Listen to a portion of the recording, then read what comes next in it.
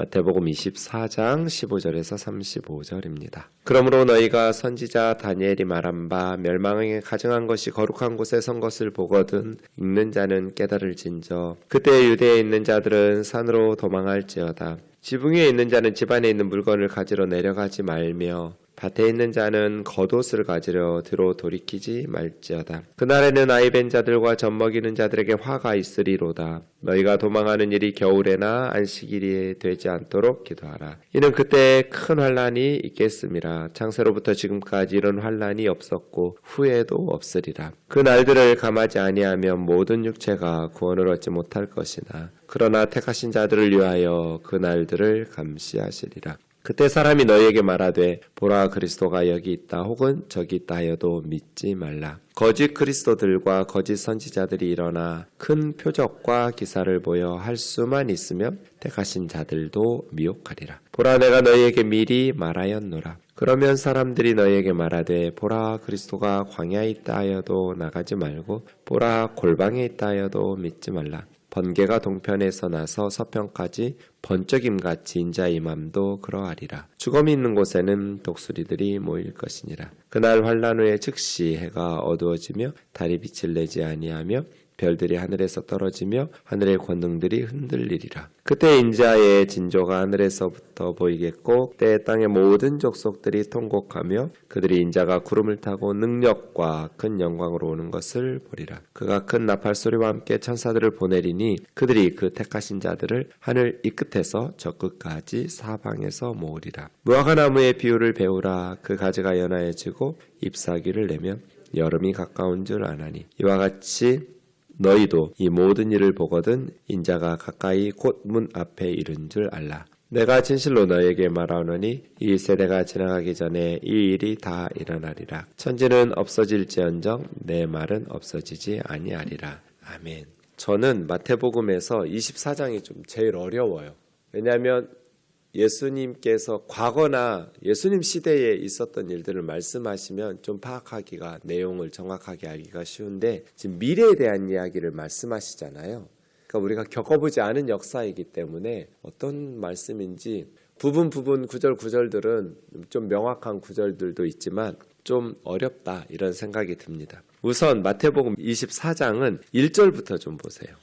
성전에서 나가실 때 제자들이 예루살렘 성전을 이렇게 예수님 앞에 좀 자랑한다고 그럴까요? 감탄한다고 할까요? 이에 대해서 예수님께서 대답하신 게 24장이거든요. 그러니까 예루살렘 성전의 사역이 마쳤어요.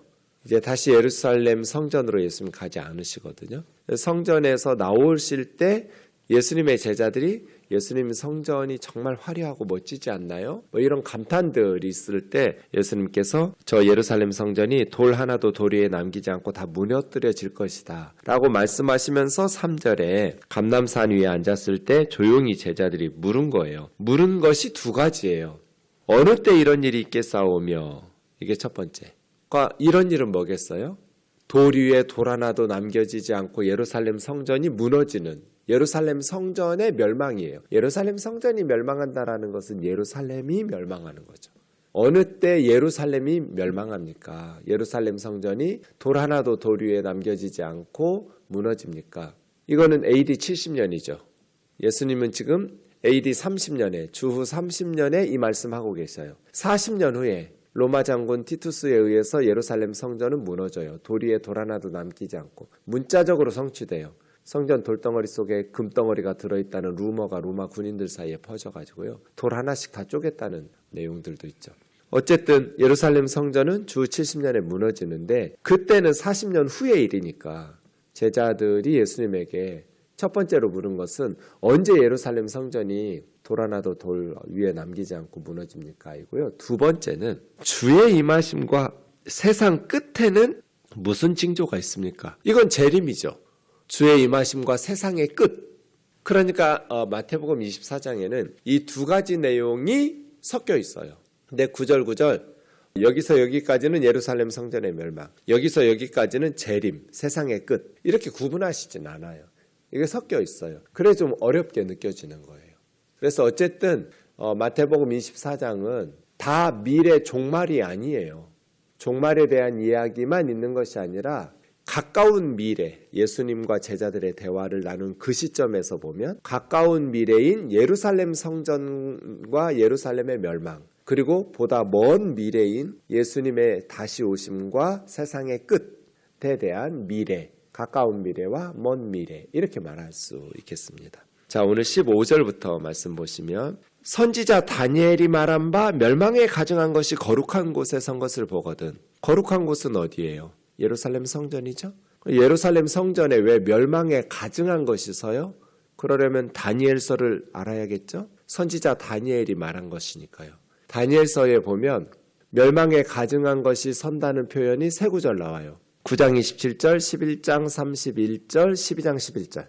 다니엘서에 세 구절에 있어서 예컨대 11장 31절에 군대는 그의 편에 서서 성소 곧 거룩한 곳을 더럽히며 매일 드리는 제사를 폐하며 멸망하게 하는 가증한 것을 세울 것이며, 이게 다니엘서 11장 31절. 다니엘 12장 11절에는 매일 드리는 제사를 폐하며 멸망하게 할 가증한 것을 세울 때부터 1290일을 지낼 것이요. 뭐 이런 식이에요. 다니엘은요, 제가 말씀드렸잖아요. 매일매일 기도에 힘쓰면서 경건이 차곡차곡 쌓이는, 그렇게 늙은 노인들은 영적인 거인이 된다고. 다니엘처럼. 다니엘은 기도하기 위해서 사자굴까지 들어갔다 나온 사람이잖아요. 이 사람의 영성이 차곡차곡 쌓여서 할아버지가 될 때 다니엘이 어떤 사람 되겠어요? 영적인 거인이 되죠. 그래서 모세처럼요, 아론과 훌처럼요. 젊은 사람들이 여호수아의 군대가 전쟁에서 잘 싸워가지고 이긴 것 같지만 전쟁의 승패는 할아버지들 기도, 모세가 손들어 기도하면 이기고 이스라엘이 손 내리고 기도 쉬면 지고 있었잖아요. 그러니까 세상 사람들은 몰라요. 기도하는 사람은 알죠. 그러니까 누가 이 땅의 역사를 좌우하냐면 젊은 사람들이 아니에요. 대통령이 아니에요. 여호수아의 군대가 잘해서 이기는 것 같지만 사실은 할아버지 할머니들한테 달려있는 거예요. 그래서 내가 늘 말하잖아요. 제가 목회를 잘하면 제 탓이 아니라고. 우리 권사님들, 장로님들 탓이라고. 기도해 주시는 분들 때문이라고. 지난 토요일에도 사라 70대 우리 여전도의 기도 모임 말씀 전하면서 여러분에게 밥을 사야 되는데 시간을 내달라고. 목사를 위해서 기도해 주는 여러분이 가장 우리 교회에서 중요한 역할을 하는 분들이라고. 내가 밥을 먹여야 더 열심히 기도해 드릴 것 같아서 내가 잘하고 싶다고 농담 삼아 말씀드렸는데요. 이건 농담이 아니에요. 다니엘, 지금 다니엘은 바벨론의 나라 망해가지고 포로로 끌려간 시대예요. 그런데 바벨론을 멸망시킨 페르시아, 페르시키아를 멸망시킨 그리스, 그리스를 멸망시키는 로마까지 예언을 해요. 그래서 다니엘서는 1장에서 6장까지는 사자굴까지 들어가는 그들의 시대의 역사 스토리지만 7장부터 끝나는 14장까지는 미래의 예언과 환상들이, 다니엘이 할아버지가 되었을 때 하나님께서 보여주신 말씀들이에요. 요한계시록이 다니엘을 많이 인용해요. 그만큼 다니엘 할아버지는 영적인 거인이 돼버렸어요.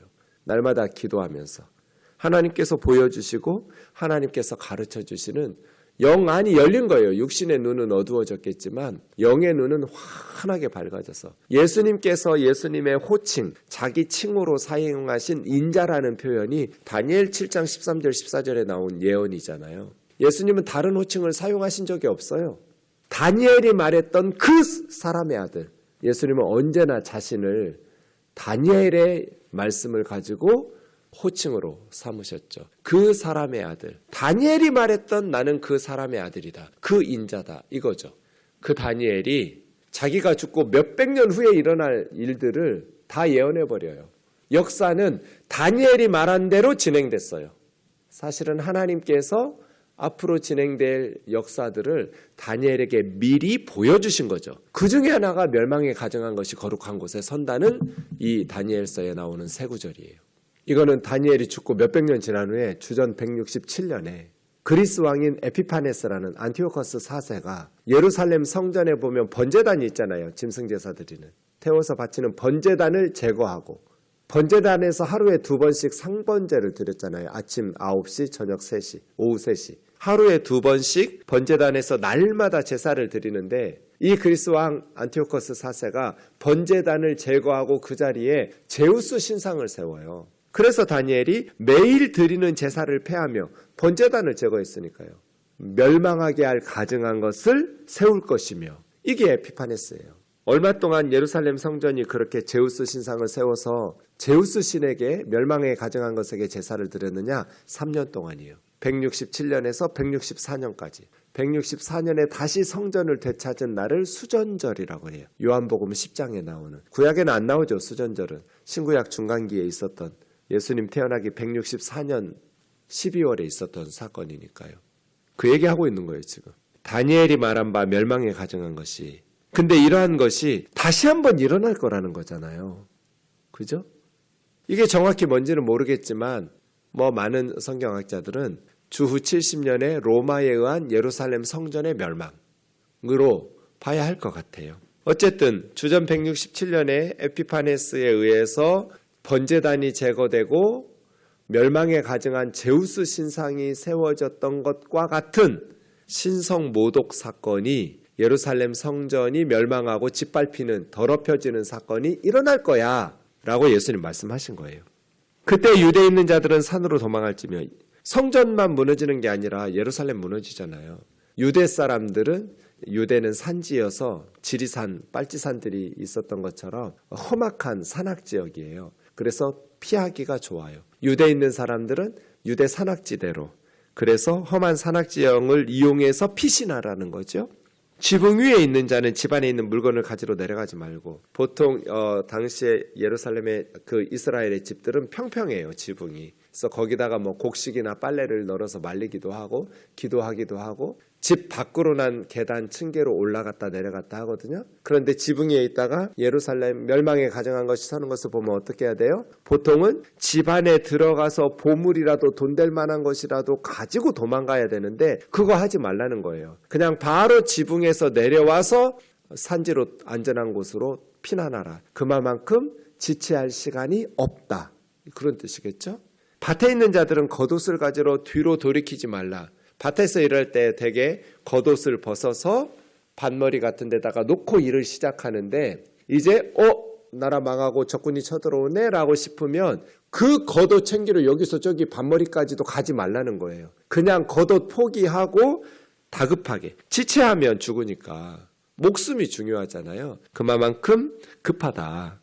돌이키지 마라. 시간 낭비하지 마라. 그날에 아이벤 자들과 젖먹이는 자들에게 화가 있으리로다.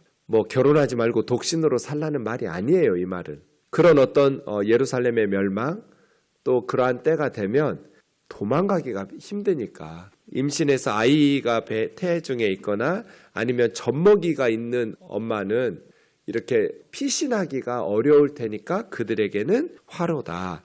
이거는 신속하게 피하기 어렵다는 뜻이지, 종말이 되거나 망할 때 되면 결혼하지 말라는 뜻이 아니에요. 그만큼 그 상황이 힘든 상황이 될 것이다 라고 예고하시는 거예요. 도망하는 일이 겨울이나 안식일이 되지 않도록. 겨울에는 눈이 와서 그러나 거기 눈 안 와요. 되게 우기예요. 겨울철이 우기여서 물이 불어나서 강이나 이런 거 건너기가 어려우니까 힘들 거고요. 안식일, 유대인들은 안식일에는 말을 안 타요. 못 타요. 그 운송수단에 탈 수 없어요, 안식일에. 그리고 안식일에는 유대인들은 880m 이상을 더 걷지 못해요. 잘못된 안식일 규정인데, 바리새인들이 만들어 놓은 안식일의 10계명에 일하지 말라라는 것을 어떻게 일하지 않아? 한 걸음도 움직이지 않고 가만히 서 있을 수 있거나 앉아 있거나 누워 있기만 할 수는 없으니까 얼마만큼 걸어야 안식일 지키는 거고, 얼마만큼 더 많이 일하거나 움직이거나 하면 안식일을 범하는 거야? 이런 생각을 하면서 880m 이런 식으로 정한 거예요. 그러니까 안식일에는 운송수단을 탈 수도 없고 멀리 걸을 수도 없다고 이들이 생각하고 있으니까, 안식일에 예루살렘 성전 무너지고 적군 쳐들어오면 재앙이죠, 유대인들에게는. 그래서 겨울이나 안식일 되지 않도록 기도하라라고 하는 거죠. 전무후무한 환란이 있을 것이다. 그런데 22절에 그 환란의 날들을 택하신 자들 때문에 감화하여 주실 것이다. 만약에 그거를 줄여주지 않았으면 다 죽었을 거다, 예루살렘의 사람들. 이렇게 말하는 것이죠. 정확한 내용들은 알 수 없지만 예루살렘의 멸망, 성전의 멸망, 또 그러니까 여러분, 눈에 보이는 예배당 건물이나 이런 거 목숨 걸 필요가 없어요. 인간들이 이룬 업적 자랑할 필요도 없고요. 중요한 건 하나님의 뜻을 행하면서 하나님 나라 백성으로 믿음 지키면서 사는 거지 뭐 위대한 업적들 쌓느라고 시간 낭비할 필요 어차피 다 무너져 버릴 건데요. 뭐 중요한 건 사람이고 주님의 나라의 복음을 전파하는 거지 이 세상의 것들 뭐 언젠가 다 사라질 건데 왜 거기에 목숨 거는지 이해할 수가 없어요. 이때 주의해야 될 것이 23절이에요. 이것은 5절과 11절에서 앞에 한번 말씀하셨어요. 그러니까 중요하니까 반복하고 또 반복하시는 거죠. 뭐냐면 거짓 그리스도들과 거짓 선지자들을 조심하라는 거예요. 왜 시대가 어려울수록 우리 일제강점기 때도 그렇고요. 또 그렇게 어떤 힘들고 어려운 상황들이 될 때 거짓 메시아들이 많이 등장해요. 거짓 선지자들이. 그래서 사람들을 미혹해요. 5절에서 거짓 그리스도에 대해서 11절에서 거짓 선지자에 대해서 말씀하셨거든요. 근데 또 말씀하고 계셔요. 22절, 23절, 24절부터 보면 그리스도가 여기 있다 저기 있다 해도 믿지 마라. 거짓 그리스도들과 거짓 선지자들이 다 복수 형태죠. 한두 놈이 아니에요. 이놈들이. 이 사기꾼들이 큰 표적과 기사를 보여 할 수만 있으면 택하신 자들도 미혹할 것이다. 내가 너희에게 미리 말하였노라. 그러니까 주님께서 두 가지 말씀하셨죠. 미리. 환란이 있을 거다. 그러니까 끝까지 믿음 지켜야 된다. 두 번째는 거짓 그리스도들과 거짓 선지자들이 일어날 거다. 미혹하는 사기꾼들이 많이 일어날 거다. 그러니까 너희는 속으면 안 된다. 이 두 가지 미리 말씀하셨어요. 전무후무한 환란과 박해가 있을 것이다. 예루살렘의 성도들, 그리스도인들도 다 성전 무너지고 나라 망할 때 로마에 의해서 짓밟히는데 예수님 믿는 사람들만 면제는 아니죠. 그러한 어려움이 있을지라도 끝까지 믿음 지켜야 된다. 두 번째는 미혹하는 자들이 많이 일어날 테니까 속아 넘어가면 안 된다 라고 말하는 거죠. 사람들이 너에게 그리스도가 광야에 있다 하여도 나가지 말며 그때 많은 유대인들은 메시아는 광야로 임한다 해서 광야에 수도원들 지어놓고 거기서 수도 생활하는 이들이 많았어요. 또 골방에 임한다. 요한복음의 7장 27절 보면 그리스도께서 오실 때는 어디서 오시는지 아는 자가 없으리라 했는데 우리는 예수가 어디서 온 줄 알지 않냐? 나사렛 출신 아니냐? 뭐 이런 대화들이 나오는데 골방에 있다라는 것은 그리스도는 은밀하게 어디서 오는지 모르게 숨어있다. 뭐 이렇게 믿는 유대인들도 많았다고 그래요. 가지 마라. 둘 다 틀렸다. 메시아는 광야에도 아니고 골방에도 아니고 광야에 있다 하고 거리로 우르르 몰려가지 말고 이쪽 골방에 계신다 해서 그쪽으로 우르르 몰려가지 말라는 거예요. 그리스도가 여기 있다 저기 있다 해도 가지 마라. 그리스도는 어떻게 와요? 번개처럼 오신다. 27절이죠. 번개가 동편에서 나서 서쪽까지 번쩍임같이 인자의 임함도 그러하리라. 재림 예수는 번개가 치면 그 소리를 번개 쳤다는 걸 모르는 사람이 하나도 없어요. 동쪽에서 서쪽 끝까지 모든 인류가 다 알 수 있도록 재림하신다. 오신다. 내가 다시 올 때는 그렇게 오지 한국에 살짝 오지 않아요.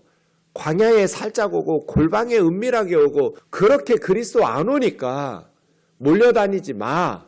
이렇게 주님이 말씀을 하셨는데 왜 아직도 이렇게 수십만 명, 수백만 명의 한국인들이 건강한 교회 잘 다니다가 택하신 자들이 그 미혹하는 거짓 그리스도인들에게 넘어가가지고 이단에 빠지는 거예요. 우리 양재천 내려가다 보면 도서관 앞에 초막절이라고 쓰인 초막절 교회가 있죠. 교회라고 말하지만 사실은 사단의 회당이죠. 교회 아니에요. 자기들만 교회라고 말하죠. 기독교적 이단이니까. 여기 경부고속도로 오다 보면 기쁜 소식 강남교회라고 박옥수 구원파 기쁜 소식 강남교회라고 써 있는데 거기 교회 아니에요. 그냥 사단의 회당이에요. 지옥 가요. 왜요? 교주가 있어요. 재림 예수가 있어요. 그 초막절이라고 쓴 초막절 양재천 거기는 구인회라고 교주가 벌써 46년 전에 죽었어요. 근데 아직도 거기에서 모여서 구인회를 재림 예수라고 예배드리고 있어요.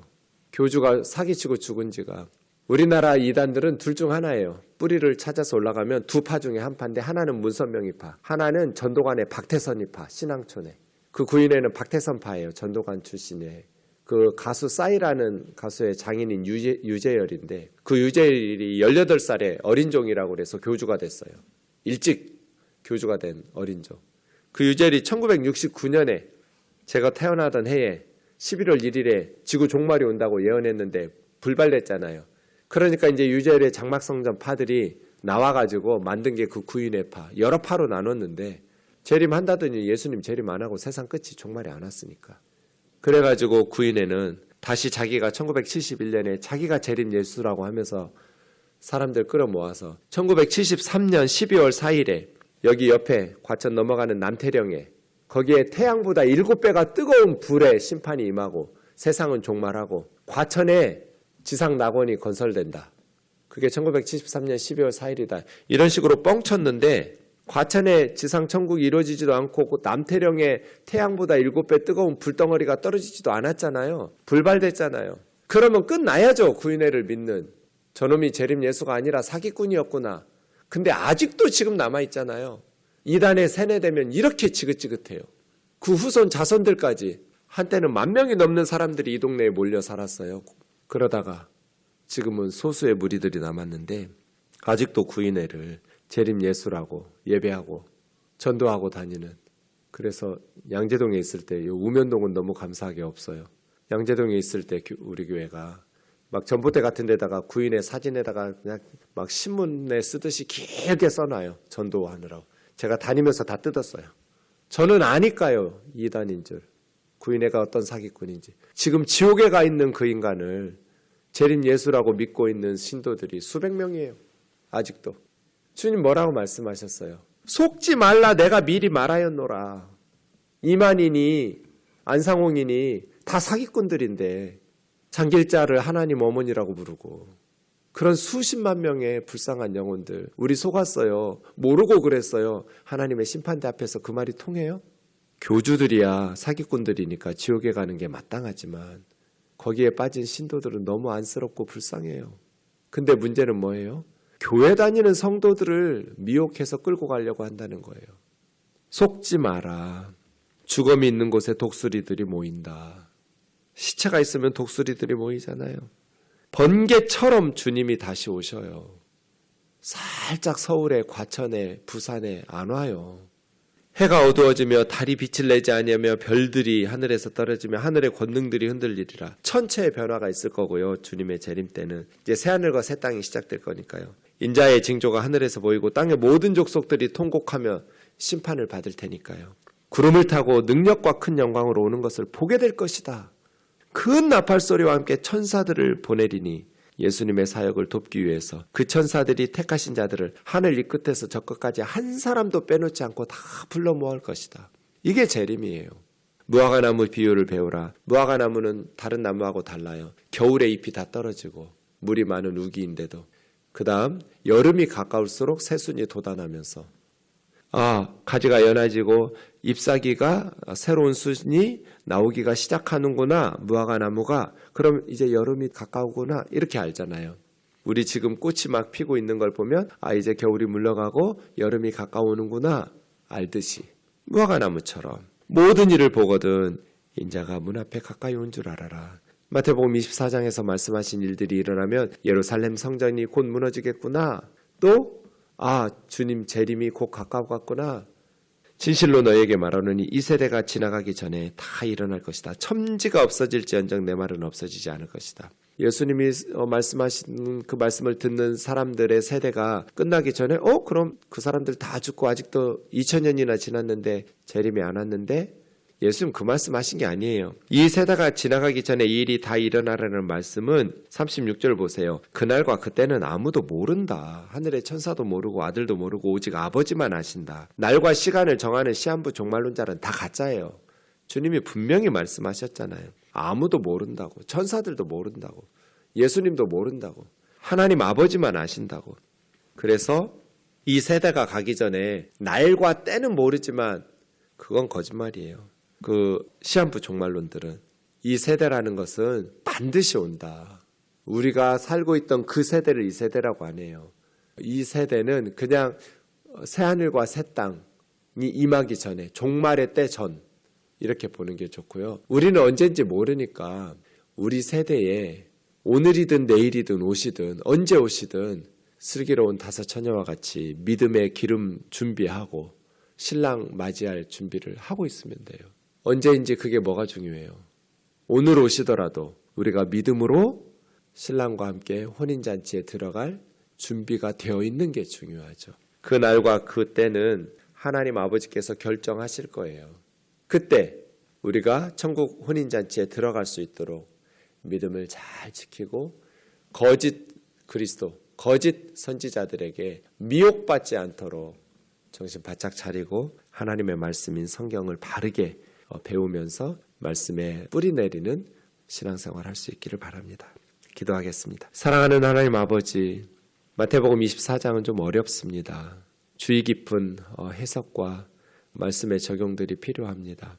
많은 이단들이 일어났기 때문에 더더욱 그렇습니다. 앞으로도 수많은 거짓 그리스도들과 거짓 선지자들이 일어날 것입니다. 지금도 이 땅에는 수많은 이단들과 사기꾼들이 택하신 성도들을 미혹하고 있습니다.